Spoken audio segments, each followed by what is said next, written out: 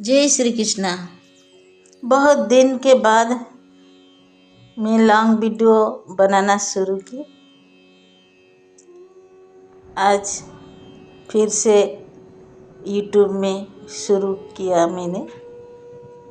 ମାନସ ଭାଇ, ତମେ ମୋ ଭିଡ଼ିଓରେ ବହୁତ ଭଲ ଭଲ କମେଣ୍ଟ ଦେଇଥିବାରୁ ମୁଁ ବହୁତ ଖୁସି ହେଇକି ପୁଣି ଏ ଛାଡ଼ି ଦେଇଥିବା ଭିଡ଼ିଓ ପୁଣି ଆରମ୍ଭ କଲି। ସେଥିପାଇଁ ମାନସ ଭାଇ ତୁମକୁ ଅଶେଷ ଅଶେଷ ଧନ୍ୟବାଦ। ଆଉ ଭଗବାନ ତୁମକୁ ବହୁତ ବହୁତ ବହୁତ ଭଲରେ ରଖିଥାନ୍ତୁ, निरोगी रखिथान्तु और सबुबले आनंदरे ही रुह। आइए सुनते हैं एक कहानी। भगवान की गुण गाने से क्या लाभ हमको मिलता है। किसी राज्य में एक प्रतापी राज्य हुआ करता था। वो राजा रोज सुबह उठकर पूजा पाठ करता और गरीबों को दान देता। अपने इस उदार व्यवहार और दया की भावना की वजह से राजा पूरी जनता में बहुत लोकप्रिय हो गया था। रोज सुबह दरबार खुलते ही राजा के यहाँ गरीब और भिखारियों की लंबी लाइन लग जाती थी। राजा हर इंसान को संतुष्ट करके भेजते थे। राजीव और राम नाम के दो गरीब भिखारी रोज राजा के यहाँ दान लेने आते। राजा जब राजीव को दान देता तो राजा की बहुत वाह वाह करके रहता था और राजा की दुआएं देता। वही जब राजा राम को दान देता तो वो हर बार एक ही बात बोलता, हे ईश्वर, तुम बड़ा दयालु है, तूने मुझे इतना सब कुछ दिया।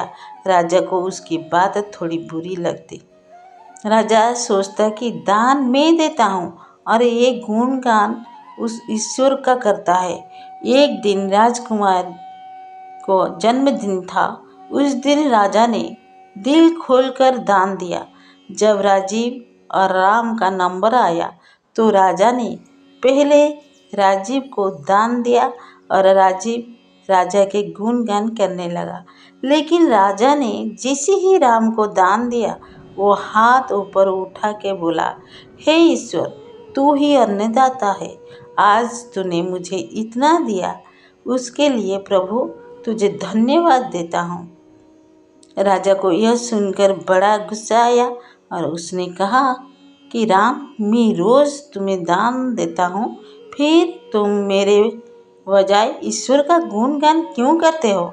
राम बोला, राजन, देने वाला तो ऊपर बैठा है, वही सबका अन्नदाता है, आपका भी और मेरा भी। यह कहकर राम वहाँ से चला गया। अब राजा ने राम को सबक सिखाने के सोची।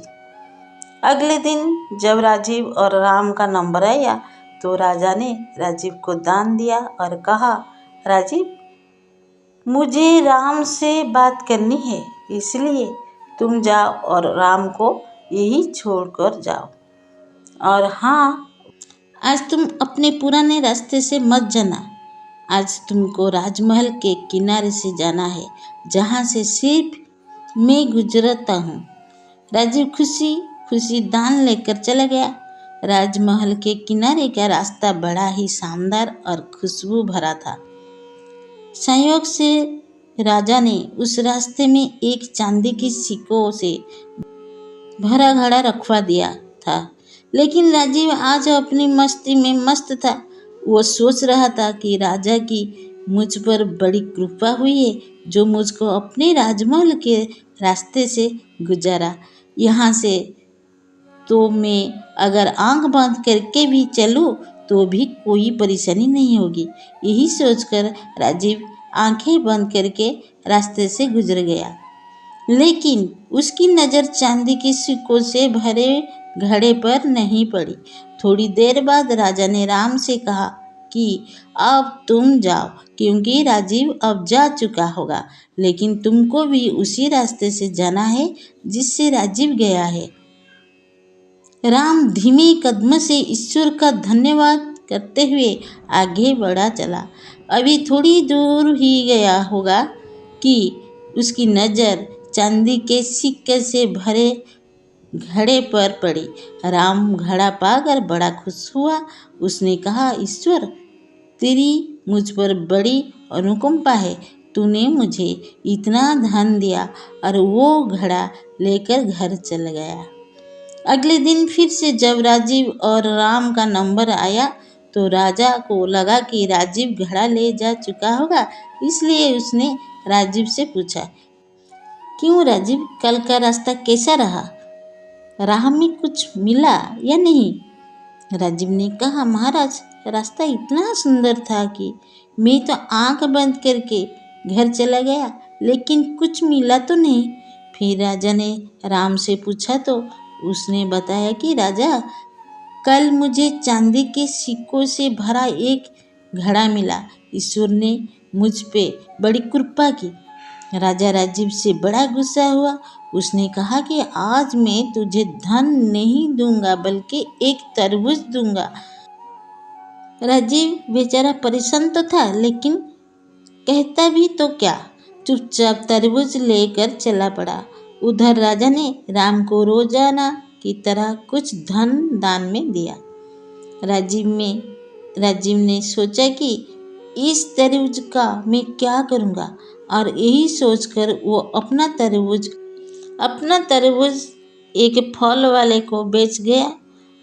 अब जब राम रास्ते से गुजरा, उसने सोचा कि घर कुछ खाने को तो नहीं, क्यों ना बच्चों के लिए एक तरबूज ले लिया जाए। तो राम फल बेचने वाले से वही तरबूज खरीदा लाया जिसे राजीव बेच गया था। अब जैसे ही घर आकर राम ने उस तरबूज को काटा तो देखा उसके अंदर सोने के सिक्के भरे हुए थे।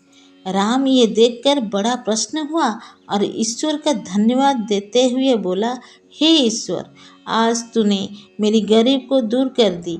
तू बड़ा दयालु है, सबका अन्नदाता है। अगले दिन जब राजा दान दे रहा था तो उसने देखा कि केवल अकेला राजीव ही आया है, राम नहीं आया। उसने राजीव से पूछा तो राजीव ने बताया कि कल भगवान की कृपा से राम को एक तरबूज मिला जिसके अंदर सोने के सिक्के भरे हुए थे। वो राम तो अब संपन्न इंसान हो चुका है। राजीव की बात सुनकर राजा ने भी अपने हाथ आसमान के और उठाए और बोले, हे ईश्वर, वाकई तू ही अन्नदाता है, मैं तो मात्र एक जरिया हूँ, तू ही सबका पालनहारी है। राजा को अब सारी बात समझ आ चुकी थी। दोस्तों, कैसे लगी आपको हमारी ये कहानी? अपने विचार जरूर व्यक्त करें। नीचे कमेंट बॉक्स में जाए और अपने विचार हम लिखकर जरूर भेजें। धन्यवाद।